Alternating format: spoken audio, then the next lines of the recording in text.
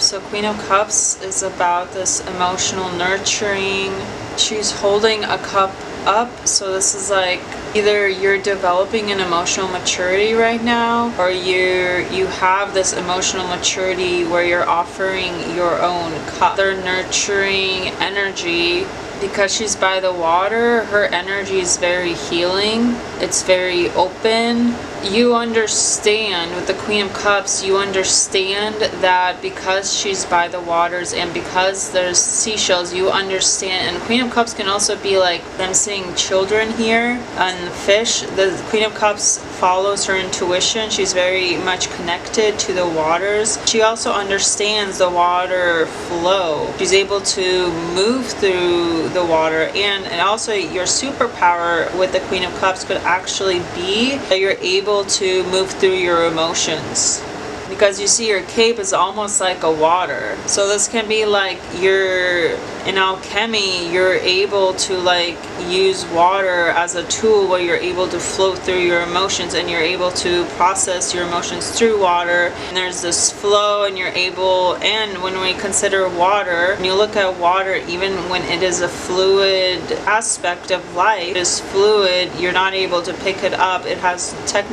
basically it has no form, but it is able to mold earth. It's able to mold rock. When there are big rocks, the water is able to actually mold through the rocks, and that's why we see like hagstones the waters. Because she is connected to emotional maturity, she's able to kind of go with her emotions, go with, not be influenced by the emotions, but able to like move through and almost like alchemize your emotions in order to transform. And because of the children, the Queen of Cups is seen as a very motherly, nurturing individual.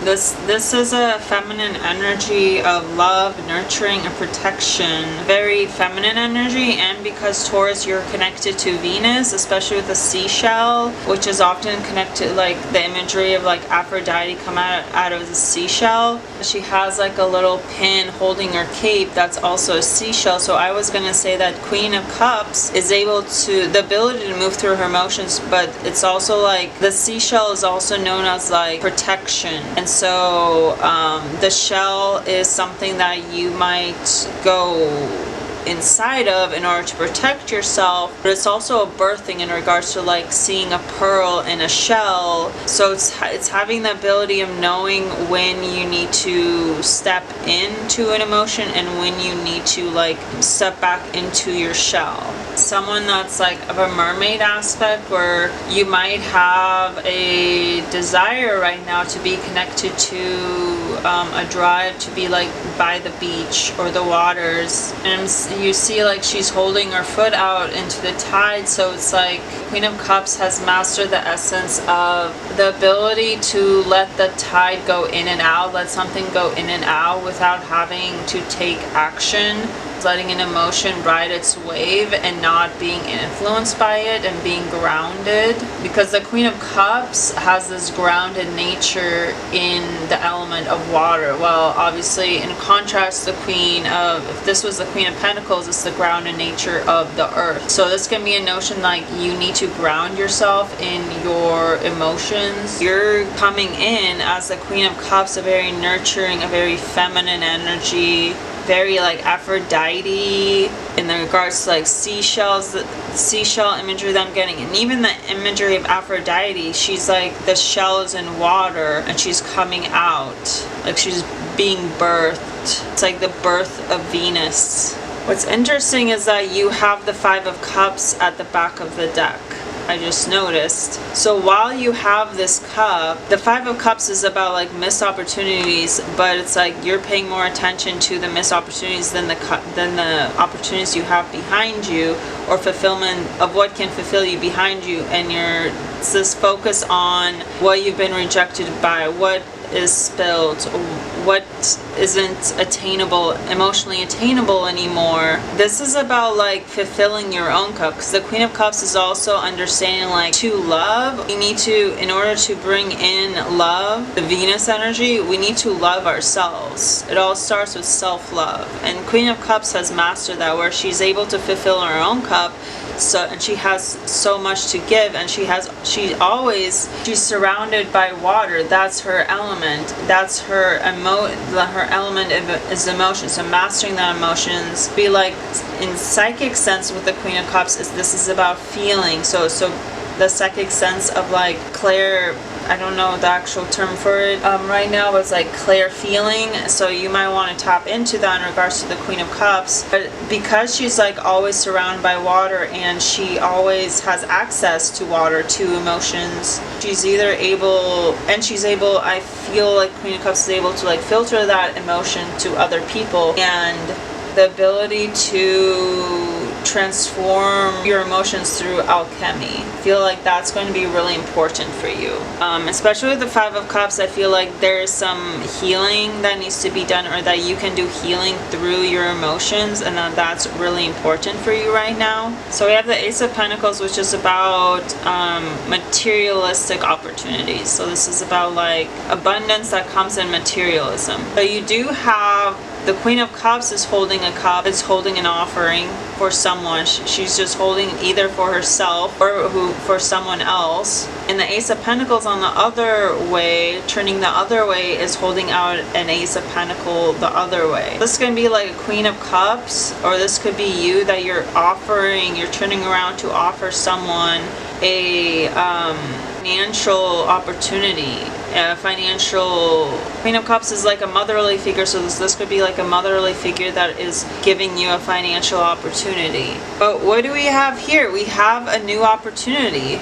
This is a financial, this can be like, because literally the aces are literally like the universe, because it's coming out from the clouds. So this is something that like is just like out of the blue, you're given this coin, has the potential for like blossoming, abundance, for growth, for expansion. And we're seeing that Fool is about new beginnings, adventure. It's about saying yes without knowing what you're jumping into. Four of Cups, which gets back to the Five of Cups. Five of Cups is more about like cups he already has are spilled, and he has that, and there's like this disappointment with, and only focusing on what is spilled and not what you have. The Four of Cups is essentially just like you're waiting on something, and you're continuously just like you're not satisfied with what you're provided.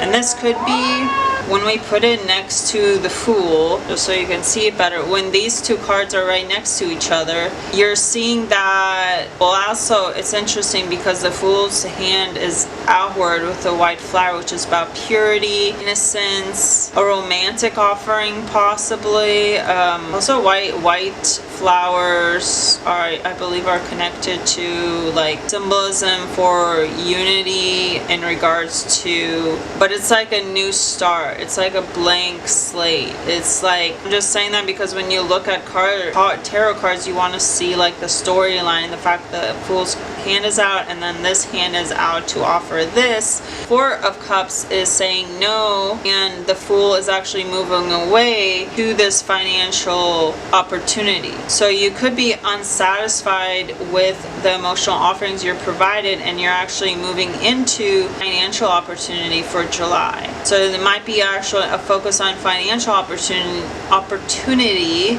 because potentially maybe you're already fulfilled, and you're getting all these emotional offerings from the universe or from potential suitors, but you're already emotionally fulfilled. So it's like you don't need, you might feel like, no, I just want to be alone. I don't, like, that's not satisfying for me. What I want is financial stability, and you're going into that opportunity. It's being provided for you, and you're going into it, and you're meeting in the middle, like literally. These two cards came together. We're also having like a stealing energy. This is gonna be like stealing information, stealing knowledge. So it could be like you're not being given the opportunity, or someone in your life is not being given the opportunity, and they feel like they have to steal information in order to be given what they want. It's a stalemate, and you feel that It's like someone that's, the Seven of Wands is about someone that's like stealing another kingdom swords, which is swords is about knowledge, information, messages. And at the time, he's able to be successful, but in the long run, the kingdom is going to find out their swords are stolen and it's going to backfire on him. He's able to sneak away from it now, but then like, what are the consequences? Where is the Seven of Swords going towards? Or it could be the other way, because these two cards kind of like fell randomly together, so I'm not sure the actual order. It could be that because then in this situation, it's like moving away from constant unsatisfaction and having to like, it's the same thing that was like stealing information. From this, it's like there is an unsatisfaction, and it might be the unsatisfaction like, oh, I have to steal what I want from other people, but it's still, you're not getting the emotional fulfillment from it. Like someone in your life, like they feel like they have to steal information and provide like this emotional offering to you, but it's not satisfying. It's not, that information is not getting them what they want, and it's bringing you from unsatisfaction into a state of new opportunity where you're meeting financial growth, financial opportunity, a financial offering from the universe or for someone else. I'm getting like Queen of Cups, and when we see people, that these are actual people in our life, or this is the energy that we have, or this is actually us. So from the Queen of Cups, emotional fulfillment, she's giving to the Fool, and the Queen of Cups is someone who she's the Queen, so she already has the experiences in regards to emotional growth, emotional maturity, where she's able to provide that financial opportunity to someone who is the Fool, someone who is he's open because he's wearing this feather, so he's like his clairvoyance or his claircognizance is open. He's open to new information, new guidance. Tickle his crown,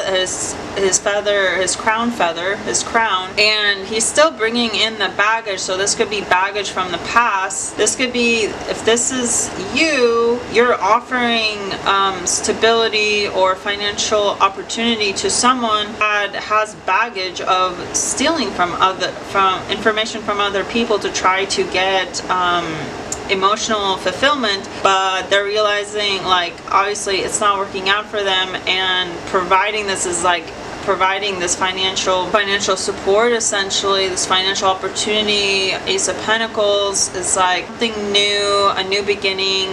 The Fool is also a new beginning, and they're meeting in the middle. Someone might be bringing in baggage in regards to like, they might in the past they might have the notions of like having to steal information in order to get emotional fulfillment from something. So I don't know what that energy is all about, but like this could be a pathological liar, like they enjoy like get off from stealing messages or taking on other people's information in order to get emotional fulfillment or excitement or whatever, but to fill their own cup. As you can see from the Four of Cups, it's not fulfilling. So then they feel they have to like, maybe it's a new start. It's like, okay, I don't want to do that, but they're still like, they're bringing on the Fool with the bag. It's like you're going into a new opportunity head first and you don't know what it is, and that's the whole thing with the Fool. Is like oftentimes like people are scared to be the Fool in regards to the tarot journey, is because you have to jump into something without knowing if it's going to be success or not. So the Fool doesn't know if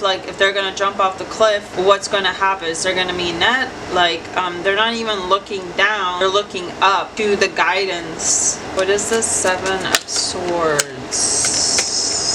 a Hanged Man. So Seven of Swords, this is someone that needs a different perspective. Well, a different perspective. This can also be enlightenment. I mean, this is also like stagnation, because the Hanged Man has to pause and look at a situation from another side. So this could be like someone older might be giving someone younger a new opportunity and taking a chance in regard knowing their past. So is this Seven of Swords, Knight of Wands, and we also, you're not satisfied, like it's not emotionally fulfilling to cheat because it's like you didn't know the information. You took that information from someone else.